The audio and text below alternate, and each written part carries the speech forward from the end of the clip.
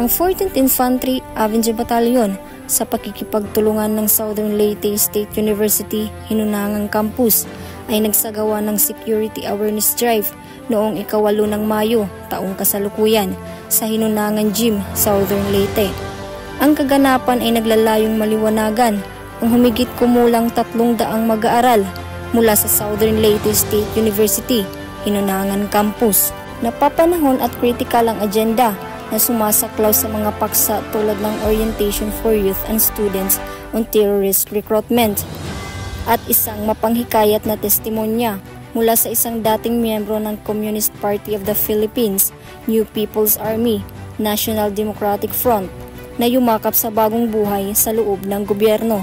Ang sentro ng inisyatiba ay ang pangangailangan na labanan ang mapanlinlang na mga taktika sa recruitment at kalupitan na ginawa ng CPP, NPA, NDF.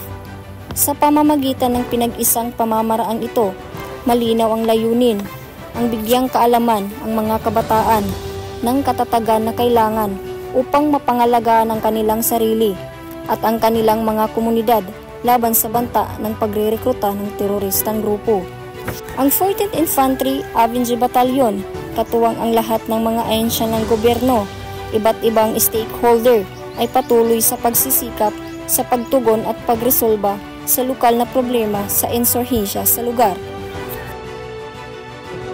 Mula dito sa headquarters ng 14 IB, ako si Private Kulanta, nagbabalita para sa Kampanario.